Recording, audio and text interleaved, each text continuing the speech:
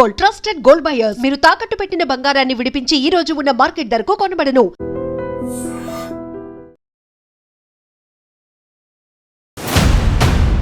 కొట్టి చంపేశారు మా అక్కని. దీనిలో మీరు ఎవరెవరి మీద అనుమానం వ్యక్తం చేస్తారు? 6 కావాలనే ట్రాప్ చేసే పిలిచారు. ప్లీజ్ అందరూ హెల్ప్ చేయండి. వాళ్ళ 6 వదిలి పెట్టద్దు, వాళ్ళకి శిక్ష పడేలా చేయండి. అన్యాయంగా మా అక్కని కొట్టి చంపేశారు. ఇదే అంశానికి సంబంధించి వాళ్ళ సిస్టర్ కూడా ఉన్నారు. ఎవరైతే మృతురాలు శాంతి కుమారి జెస్సీ ఉన్నారో తన యొక్క సిస్టర్ ఉన్నారు. తల్లి, నువ్వు ఒక మెడికల్ స్టూడెంట్వి, నీకు అంతా కూడా అవగాహన ఉంటుంది.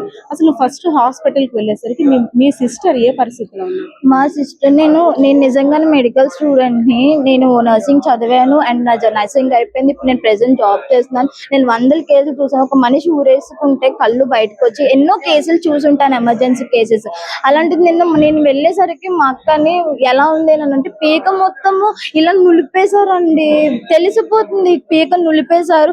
ఇది మొత్తము దవడలు మొత్తం మీద ఎంత గట్టి కొట్టారో తెలీదు, మాత్రం కిరాతకంగా కొట్టేశారు. మా వెళ్ళేటప్పుడు నువ్వు ఉన్నావా ఇంట్లోనా? ఫోన్ వాళ్ళు ఏమని చేశారు? మాకు అవన్నీ ఏం తెలియదు. అప్పటికి నేను డ్యూటీ నుంచి వచ్చేసరికి ఇంకా నీరసంగా ఉంది, డబుల్ డ్యూటీ చేశానని చెప్పి వచ్చి ఇంకా ఫాస్ట్ గా నేను అప్పుడే అడిగాను. అప్పటి వరకు అంత నార్మల్ గా ఉంది.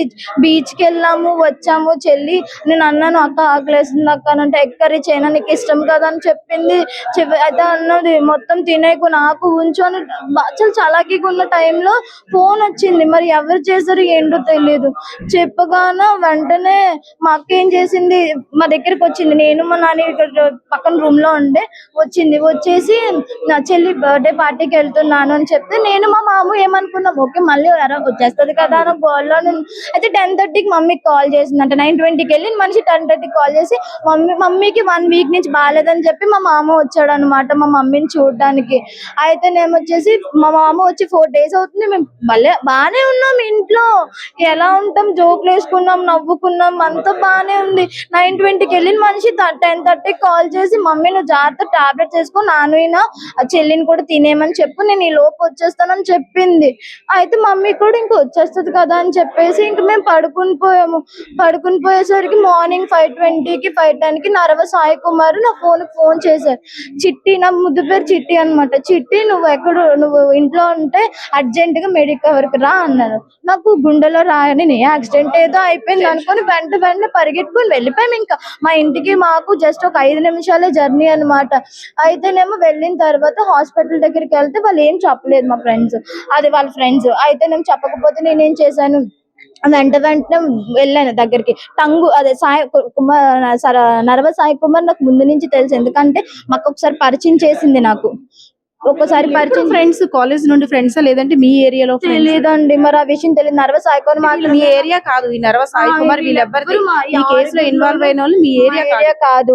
అందులో వాసుపల్లి సాయి కిరణ్ అంట, అప్పు గారు అంట. నాకు తెలీదు, ఇల్లు కూడా నాకు తెలీదు. జస్ట్ ఈ పేర్లు మాత్రం సాయి వీల్ టంగు అని ఇలా మాట్లాడుకున్నప్పుడు మీకు తెలుసు కదా, అంటే జస్ట్ ఫ్రెండ్స్. ఇదిగో తను ఎప్పుడు కూడా తన పర్సనల్ కాల్స్ కానీ తను అసలు మ్యాక్స్ తన ఫోన్ కాల్స్ యూజ్ చేయదు. ఎందుకంటే తనకి ఫోన్ కాల్స్ నచ్చవు. కానీ ఓన్లీ వాట్సాప్ ఎవరితోనైనా. కానీ ఒకవేళ ఏదైనా చెప్పినా జోయల్ గా చెప్తుంది, చెల్లి ఈ రోజు ఇలా చేశారా వీళ్ళంతా అలా చెప్తుంది తప్ప తనే అంటే ఫస్ట్ థింగ్ నేను డ్యూటీ నుంచి వెళ్ళొచ్చాక అన్ని తనకే చెప్పుకుంటాను. తను ఇంట్లో జరిగిన ఏది ఉన్నా నాకే చెప్పుకుంటా. ఇద్దరికి మధ్య తప్ప మాకు వేరే వాళ్ళు ఎవరు ఉండరు. అలాంటిది వెళ్ళేసరికి డాక్టర్ అన్నారు చనిపోయింది అనేసరికి మేము వెళ్ళిపోయాం. ఇంకా బాడీని చూడడానికి వెళ్ళేసరికి మొత్తం నులిపేసి కొట్టేసి చేతుల మీద ఏమో ఘాట్లు. వాళ్ళంతా అప్పుడు అక్కడే ఉన్నారు. అయితే మాతో ఏం చెప్పారు, మేము అంతా ఇలా రూమ్ తీసుకున్నాం రా, మీ అక్క వేరే రూమ్ లో ఉంది, ఫిట్స్ వచ్చింది, మేము అందరం వాటర్ పరిగెట్టాము, మీ అక్క వచ్చేసరికి చచ్చిపోయింది. ఫస్ట్ టైం ఊరేసుకొని చచ్చిపోయింది అన్నారు. సెకండ్ టైం ఏమో కడుపు పడిపోయింది, గిలగిల కొట్టుకొని చనిపోయింది ఏమో అని వాళ్ళే అన్నారు. ఒక మనిషి ఫిట్స్ వస్తే దెబ్బలు ఉండవండి. ఒక మనిషి నిజంగా ఊరేసుకుంటే చేతుల మీద ఈ బ్యాక్ అంతా నుజ్జు అయిపోదు, కాళ్ళు మొత్తానికి రక్కులు ఉన్నాయండి. ఒక మనిషికి ఫిట్స్ వస్తే కాలు రోళ్ళు రక్కుకోదు కదా, తన వెనకతలు తను గుద్దుకోలేదు కదా. అయితే అనుమానం వచ్చింది. మేము స్టేషన్ ఫ్రెండ్ అన్నా కదా, అంటే ఒక ఫ్రెండ్ గా పరిచయం చేసింది సాయి అనే సరే అంటే తను క్లోజ్ కాబట్టి అది ఏ రిలేషన్ అయినా కావచ్చు, ఒక ఫ్రెండ్ బాగా చిన్నప్పటి నుండి. సో తను ఆ పెనుగులాట జరిగినప్పుడు గానీ, అవతల వ్యక్తులు దాడి చేస్తున్నప్పుడు గానీ ఏమీ తను అడ్డుకోలేదంట. అదే మేము అంటున్నాము. నిజంగా ప్రాణ స్నేహితుడే అయితే మనిషిని చంపరు కదా. ఒకళ్ళు కొడుతున్నప్పుడు అరే నా ఫ్రెండ్ నువ్వు ఎందుకు మరి ఇలాంటప్పుడు ఇంకా ఫ్రెండ్షిప్ అన్న వాల్యూ దేనికి? ఏ అమ్మాయి ఇంక ఏ అబ్బాయిని నమ్ముతుంది? ఇప్పుడు ఒక అబ్బాయిలు ఒక అమ్మాయిలు కలుసుకుంటే ఏదో అనుకునే లోకం. ఫ్రెండ్స్ గా ఉన్నారని అన్నారు. ఫ్రెండ్స్ గా ఉన్నప్పుడు వాళ్ళు ఫ్రెండ్లీగా బిహేవ్ చేయాలి కానీ చంపుకోవడాలు కొట్టుకోవడాలు అంటే ఒకడు కొడుతున్నప్పుడు అది నా ఫ్రెండ్ అనాలి కానీ నేను కొడతాను రా దాన్ని అని చెప్పి నుజ్జుగా ఇంకొక లేడీ కూడా ఇంకొక అమ్మాయి కూడా ఉంది. అంటే మనం ఒక లేడీ నువ్వు ఏడుస్తుంటేనే నేను ఎమోషన్ అవుతాను, అలాంటిది తన హెల్త్ కండిషన్ బారినప్పుడు వాటర్ కోసం పరిగెట్టాము అనేసి అని మీతో చెప్పారు. ఆ అమ్మాయి తన పక్కన ఉండి వేరే ఆ అమ్మాయి వాళ్ళే తర్వాత ఎప్పుడైతే మేము ఎఫ్ఐఆర్ ఫైల్ చేసి వాళ్ళ దగ్గరికి వచ్చామో అప్పుడే మాకు నిజం తెలుసు. ఆ అమ్మాయి వాళ్ళే గొడవ వచ్చింది. ఆ అమ్మాయి పేరు లక్ష్మీ ప్రసన్న అలియాస్ లక్కీ అంటారు. కంచరపాలెంలోనో ఎక్కడ పంజాబీ హోటల్ దగ్గర ఉంటదంట.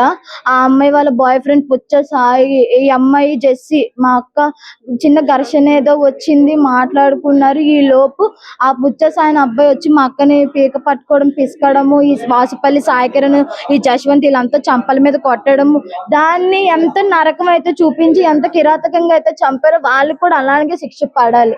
అక్క ఏం చేసేదిరా అంటే జాబ్ చేసేదా?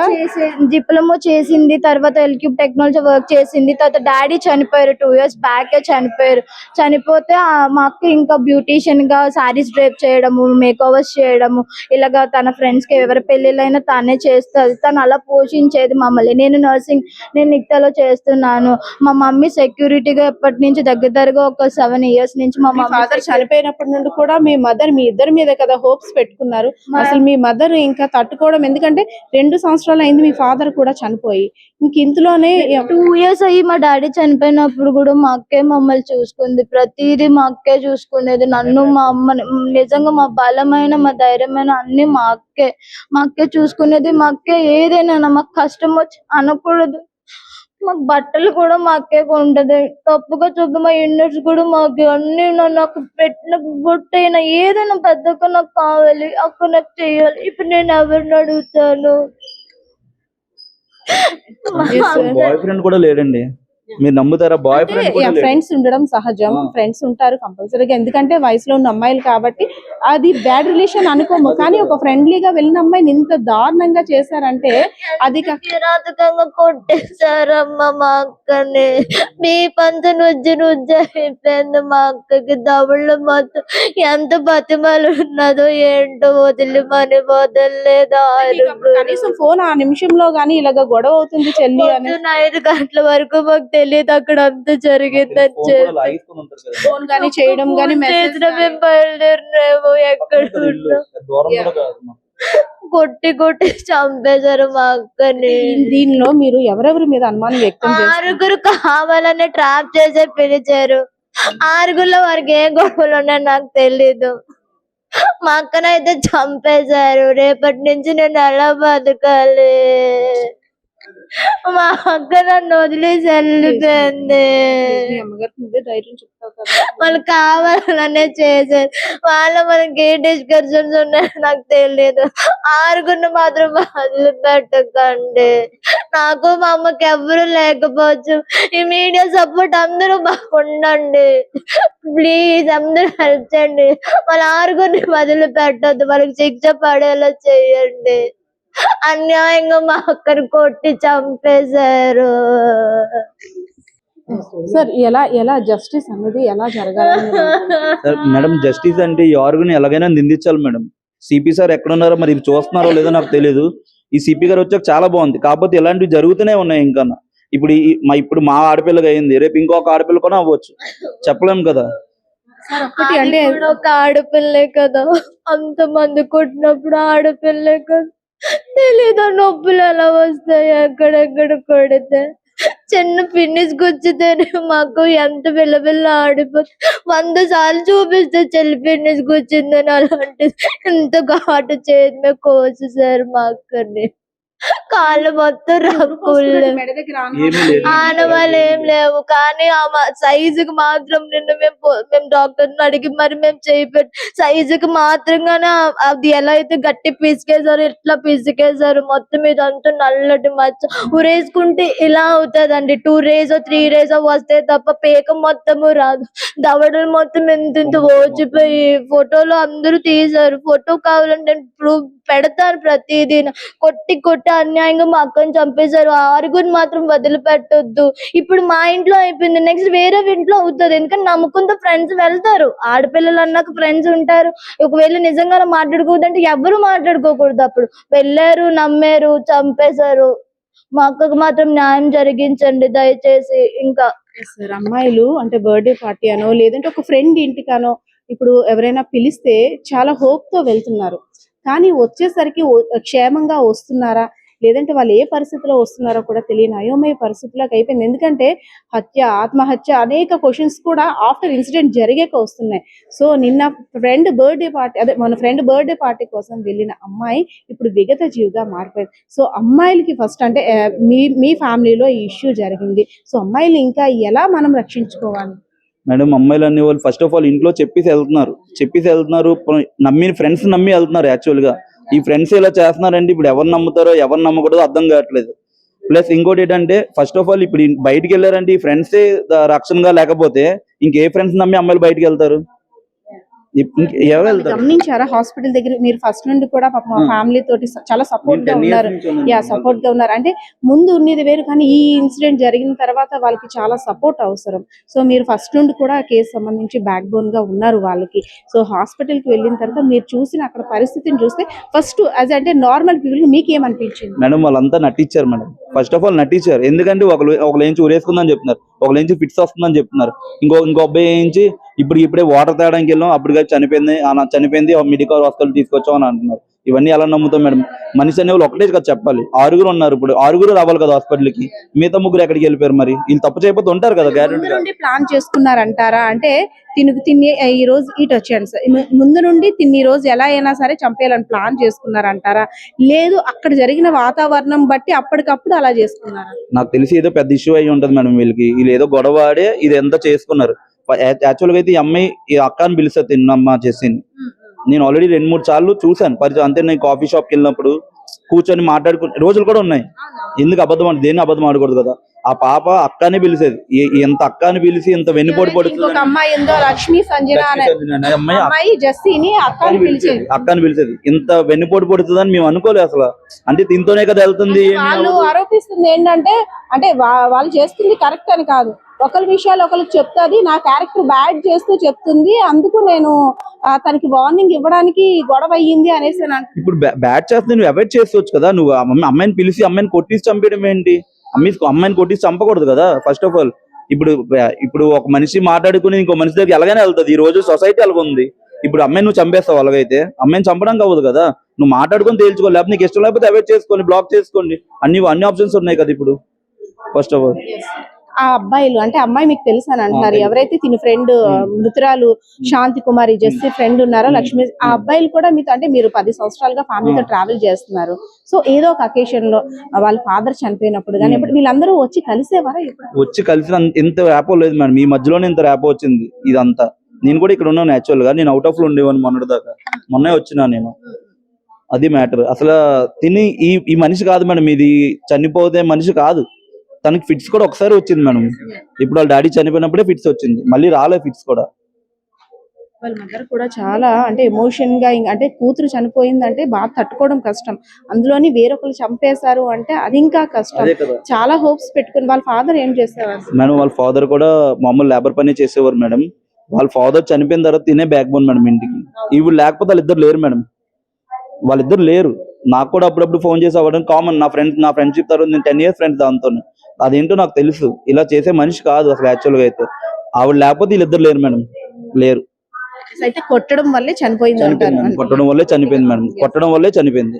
అయితే అంటే మీరు హాస్పిటల్కి వెళ్ళినప్పుడు అక్కడ ఎవరెవరు ఉన్నారు? హాస్పిటల్కి వెళ్ళినప్పుడు 3 ఉన్నారు మేడం. అమ్మాయి, నర్వసాయి, ఇంకొక అబ్బాయి ఉన్నారు. 3 ఉన్నారు. మిగతా 3 మాత్రం ఎవరూ లేరు. వీళ్ళు హోటల్కి వెళ్ళాలి 6. అక్కడ అంటే ఒక ముగ్గురు అఫీషియల్ గా వెళ్ళారు, అన్అఫీషియల్ గా ఇంకొక ఎలివేటర్ లోంచి వెళ్ళారని హోటల్ వాళ్ళు చెప్తున్నారు. జస్టిస్ అంటే ఏ విధంగా కావాలి మేడం ఆరుగురిని శిక్షించాలి మేడం. ఇప్పుడు మా ఆడపిల్లకి అయింది, ఇంకొక ఆడపిల్లకి అవ్వకూడదు మేడం. ఇప్పుడు ఈ రోజు చేశారంటే వీళ్ళు వదిలేశారంటే పోలీసు వాళ్ళు మాత్రం నెక్స్ట్ ఇంకో అమ్మాయికి అవ్వదని గ్యారెంటీ ఏంటి మేడం? అసలు గ్యారెంటీ అయితే లేదు. ప్లస్ ప్రతి ఆడపిల్ల పోలీస్ యాప్ మాత్రం ఎక్కించుకోవాలి, డెఫినెట్ గా ఎక్కించుకోవాలి. ఇంత అవేర్నెస్ చేస్తున్నారు సిపి గారు. ప్రతి ఆడపిల్ల యాప్ మాత్రం ఎక్కించుకోండి, ఎక్కడికి వెళ్ళినా లొకేషన్ పెట్టించుకోండి పోలీసు వాళ్ళకి. ఎందుకు ఈ ప్రాబ్లమ్స్? ఎస్, నిజంగా అంటే ఒక్కొక్క టైంలో ఒక్కొక్క మలుపులు తిరుగుతున్నటువంటి కేసులా కనిపిస్తుంది. ఎందుకంటే ముందు వరకు కూడా ఆత్మహత్య చేసుకుంది, ఫిట్స్ వచ్చి చనిపోయింది అని చెప్పిన ఆ ఫ్రెండ్స్ మేమే కొట్టడం వల్ల ఇలా అయ్యిందని వాళ్ళ సిస్టర్ ఎవరైతే ఉన్నారో హాస్పిటల్ దగ్గర ఆ టాపిక్ కూడా వాళ్ళ నోట్ అంటే వచ్చింది. అయితే ఇందులో మనం చూసుకోవాల్సింది ఏంటంటే 14వ తారీఖు సాయంత్రం బర్త్డే పార్టీ కోసం వచ్చినటువంటి శాంతి కుమారి అలియస్ జస్సి హనుమంతవాకలో ఉన్నటువంటి B² హోటల్లో రూమ్ తీసుకున్నారు. సో వాళ్ళ ముగ్గురు అబ్బాయిలు ఎవరైతే ఉన్నారో వాళ్ళొక రూమ్ తీసుకున్నారు, ఈ అమ్మాయి వేరేగా ఒక రూమ్ తీసుకుంది. కానీ అన్అఫీషియల్ గా ఈ అమ్మాయి తీసుకున్న రూమ్ లోకి లక్ష్మీ సంజన కూడా వచ్చింది. అంతేకాకుండా మరో 2 అబ్బాయిలు కూడా ఈ అబ్బాయిలు తీసుకున్న రూమ్ లోకి వచ్చారు. సో వీళ్ళంతా కలిసి ఒక దగ్గర కూర్చొని టాపిక్ వైజ్ గా ఒక్కొక్క టాపిక్ డిస్కస్ చేసుకుంటున్న క్రమంలో ఎవరైతే లక్ష్మీ సంజన ఉందో తన క్యారెక్టర్ కోసం వేరే వాళ్ళతో వేరే విధంగా చెప్పడం అని లేని కొన్ని రూమర్స్ అన్ని క్రియేట్ చేస్తే ఆ టాపిక్ రైజ్ చేసినప్పటికీ అందరూ కూడా ఒకటైపోయి ఆ ఎవరైతే మృతురాలు శాంతి కుమారి మీదకి దాడిగా దిగిన తర్వాత ఆ పెనుగులాట్లో ఏం జరిగిందో ఏమో తెలియదు. కానీ అయితే ఒక్కొక్కరు కూడా కొంతమంది బయటికి వెళ్ళిపోయి కొంతమంది నుంచి వెనక నుండి హాస్పిటల్ తీసుకువెళ్ళిపోయి హాస్పిటల్ వాళ్ళకు కూడా ఫిట్స్ వచ్చింది అనేసి అక్కడ కాస్త ఒక డ్రామా ప్లే చేసి అక్కడ అడ్మిట్ చేసి పేరెంట్స్ కి ఫోన్ చేసి, సరే పేరెంట్స్ అయితే ఇన్నోసెంట్ కదా, ఫిట్స్ వచ్చింది అనుకుంటే తనకు ఆల్రెడీ గతంలో వాళ్ళ ఫాదర్ చనిపోయినప్పుడు కూడా ఈ సిచ్యువేషన్ ఏర్పడింది కాబట్టి అలానే అనుకుంటారు అనేసి ఒక డ్రామా ప్లే చేయబోయారు. కానీ అక్కడ ఎవరైతే మృతురాలు శాంతి కుమారి అలియస్ జెస్సీ ఉన్నారో, జెస్సీ ఒంటి మీద ఉన్నటువంటి గాయాలు, మెడ మీద ఉన్నటువంటి పిడిగుద్దులు ఇవన్నీ చూసిన తర్వాత పేరెంట్స్ అయితే మాత్రం మా అమ్మాయి ఆత్మహత్య చేసుకునేంత పిరికిది కాదు, ఇది కేవలం హత్య మాత్రమే, కావాలని వీరంతా కూడా హత్య చేశారు అని ఆరోపిస్తూ ఇక్కడ 6వ స్టేషన్ లో కూడా కంప్లైంట్ నమోదు చేశారు. అయితే దీనికి సంబంధించి ఎవరైతే ఆ ఘటనలో ఇన్వాల్వ్ అయ్యి ఉన్నారో కొంతమందిని ఒక ముగ్గురిని అదుపులోకి తీసుకున్నారు పోలీసులు, మరో ముగ్గురు కూడా పరారీలో ఉన్నట్టు తెలుస్తుంది. వాళ్ళను కూడా అదుపులోకి తీసుకున్న తర్వాత మరిన్ని విషయాలు కూడా వెల్లడించే అవకాశం ఉంది. సో ఏదైతేనే మనం చూడొచ్చు, ఈ జెస్సీ ఎవరైతే మృతురాలు జెస్సీ శాంతి కుమారి యొక్క మదర్ సెక్యూరిటీ గార్డ్ గా చేస్తున్నారు. తన సిస్టర్ కూడా ఒక ప్రైవేట్ హాస్పిటల్లో నర్స్ గా చేస్తున్నారు. చిన్నప్పటి నుండి కూడా తను చాలా బ్యాక్ బోన్ గా ఫ్యామిలీకి సపోర్ట్ ఇచ్చేది, ఫైనాన్షియల్ గా కావచ్చు, ప్రతి విషయంలో మాకు ఏం కావాలన్నా ఈవెన్ స్టిక్కర్ కానీ నిత్యావసరాలు కానీ ఏవైనా సరే మా అక్క మాకు ఫ్రెండ్ గా ఉండేది. అలాంటిది ఒక చిన్న పిన్నిస్ గుచ్చుకుంటేనే మా అక్క భరించలేదు, ఎంత భయం, తనకి రక్తం అంటే అంత భయం. అటువంటి మా అక్కపై దాడి చేసి విచక్షణ రహితంగా చంపేశారు. సో అలాంటివన్నీ తప్పనిసరిగా శిక్షించాలి అని అయితే మాత్రం ఆ కుటుంబ సభ్యులు, అదే విధంగా ఎవరైతే మృతురాలు జెస్సీ ఉన్నారో తన యొక్క సిస్టర్, వాళ్ళ మదర్, వాళ్ళ ఫ్రెండ్స్, ఫ్యామిలీ మెంబర్స్ అందరూ కూడా ఇక్కడ 6వ స్టేషన్ దగ్గర అయితే మాత్రం వారి యొక్క రోదనలు మిన్నంటున్నాయి. ఎందుకంటే ఏడ్చి ఆ తల్లి కళ్ళంట ఇంకా రక్తపు చుక్కలు వస్తాయేమో, మరి అంత దారుణంగా ఆ బిడ్డ కోసం ఏడుస్తుంది. నా చనిపోయిన బిడ్డ ఎలాగా నాకు తిరిగి రాదు, కానీ ఎవరైతే నా బిడ్డను చంపారో ఆ హత్యకు సంబంధించి ఎవరెవరైతే ఇన్వాల్వ్ అయి ఉన్నారో, ఆత్మహత్యగా క్రియేట్ చేయడానికి ఎవరెవరైతే ప్లాన్స్ అన్ని వేశారో వాళ్ళందరినీ తప్పకుండా శిక్షించాలని అయితే మాత్రం గట్టిగా అడుగుతున్న పరిస్థితి కూడా కనిపిస్తా ఉంది. సో ఏదైతేనే ఈ హత్య తాలూకు సంబంధించి మిస్టరీ కూడా మరి కాసేపట్లో వీడనుంది. ఎందుకంటే పోలీసులు కూడా దర్యాప్తు లోతుగా విచారిస్తున్నారు. జరిగిన ప్రతి ఒక్క సంఘటన కూడా ఎవరైతే ఆ సంఘటనకి సంబంధించి ఇన్వాల్వ్ అయి ఉన్నారో ఫ్రెండ్స్ కావచ్చు, హాస్పిటల్ సిబ్బందిని కావచ్చు, ఆ ఫోన్ కాల్స్ కావచ్చు, అన్ని కూడా దర్యాప్తు ముమ్మరం చేస్తున్నారు. మరి కాసేపట్లో మరికొన్ని విషయాలు కూడా వెలుగులోకి వచ్చే అవకాశం కూడా ఉంది. కెమెరా పర్సన్ బాలకృష్ణతో పద్మ, ఐడ్రీమ్ మీడియా.